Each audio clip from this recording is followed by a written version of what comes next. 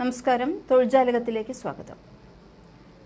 ഏഴിമല നാവിക അക്കാദമിയിലേക്ക് 2025 ജൂൺ മുതൽ ആരംഭിക്കുന്ന കോഴ്സുകളിലേക്ക് ഷോർട്ട് സർവീസ് കമ്മീഷൻ ഗ്രാന്റിനായി യോഗ്യരായ അവിവാഹിതരായ പുരുഷന്മാരിൽ നിന്നും സ്ത്രീകളിൽ നിന്നും അപേക്ഷ ക്ഷണിച്ചിട്ടുണ്ട്. തെരഞ്ഞെടുക്കപ്പെടുന്ന ഉദ്യോഗാർത്ഥികളുടെ നിയമനം 10 വർഷത്തെ കാലാവധിയോടെയാണ് ആരംഭിക്കുന്നത്. സേവന ആവശ്യകതകൾ, പ്രകടനം, ഉദ്യോഗാർത്ഥികളുടെ സന്നദ്ധത, മെഡിക്കൽ യോഗ്യത എന്നിവയെ ആശ്രയിച്ച് 4 വർഷം കൂടി കൂട്ടി നൽകുകയും ചെയ്യും. ലഭിക്കുന്ന അപേക്ഷകളിൽ നിന്ന് ഷോർട്ട് ലിസ്റ്റ് ചെയ്ത ഉദ്യോഗാർത്ഥികളെ അഭിമുഖത്തിനായി വിളിക്കുന്നതാണ്. 3 വർഷത്തെ പ്രൊബേഷൻ കാലയളവോട് കൂടിയാണ് ആദ്യം നിയമനം ഉണ്ടായിരിക്കുക. തെരഞ്ഞെടുക്കപ്പെട്ട ഉദ്യോഗാർത്ഥികൾക്ക് അധിക അലവൻസുകൾക്ക് പുറമെ 56,100 രൂപയാണ് ശമ്പളമായി നൽകുന്നത്. പ്രസ്തുത തസ്തികയിലേക്ക് 250 ഒഴിവുകളാണ് നിലവിൽ റിപ്പോർട്ട് ചെയ്തിരിക്കുന്നത്.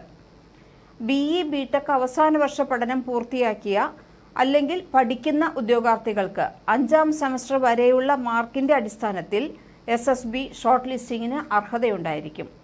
ബിരുദാനന്തര ബിരുദ പ്രോഗ്രാമുകളായ MSc, MCA, MBA അല്ലെങ്കിൽ MTech പൂർത്തിയാക്കിയ ഉദ്യോഗാർത്ഥികളെ എല്ലാ സെമസ്റ്ററുകളിലെയും പ്രകടനത്തെ അടിസ്ഥാനമാക്കിയാണ് വിലയിരുത്തുന്നത്. ഇതിന്റെ അടിസ്ഥാനത്തിലാണ് ഇന്റർവ്യൂവിന് വിളിക്കുന്നതും.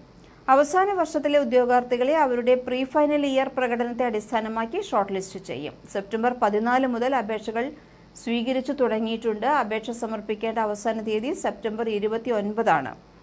വിവിധ തസ്തികകളിലേക്കുള്ള പ്രായപരിധി, വിദ്യാഭ്യാസ യോഗ്യതകൾ എന്നിവ സംബന്ധിച്ച് ഔദ്യോഗിക വിജ്ഞാപനത്തിൽ വ്യക്തമാക്കിയിട്ടുണ്ട്. ഇത് സംബന്ധിച്ച വിശദ വിവരങ്ങൾക്ക് ഡിസ്ക്രിപ്ഷനിൽ കൊടുത്തിട്ടുള്ള ലിങ്ക് ക്ലിക്ക് ചെയ്താൽ മതി. യോഗ്യരും താൽപര്യമായ ഉദ്യോഗാർത്ഥികൾക്ക് ആവശ്യമായ എല്ലാ രേഖകളും അറ്റാച്ച് ചെയ്ത് ഫോം പൂരിപ്പിച്ച് അവസാന തീയതിക്ക് മുമ്പായി, അതായത് സെപ്റ്റംബർ 29 മുൻപായി ഓൺലൈനായാണ് അപേക്ഷിക്കാവുന്നത്. ഓൺലൈനായിട്ട് അപേക്ഷിക്കുന്നതിന് സെപ്റ്റംബർ 29 വരെ പക്ഷേ കാത്തിരിക്കരുത്. കാരണം അവസാന ദിവസം അടുക്കുംതോറും സെർവർ ബിസിയാകാനുള്ള സാധ്യതയുണ്ട്. അതുകൊണ്ട് തന്നെ ചിലപ്പോൾ നിങ്ങൾക്ക് അപേക്ഷിക്കാൻ സാധിക്കാതെ വരും.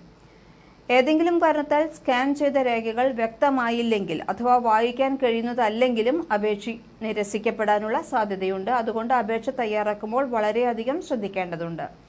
ഉദ്യോഗാർത്ഥികൾ അപേക്ഷയുടെ പ്രിന്റ് ഔട്ട് എടുത്ത് SSB ഇന്റർവ്യൂവിന് ഹാജരാകുമ്പോൾ കൊണ്ടുപോകേണ്ടതാണ്.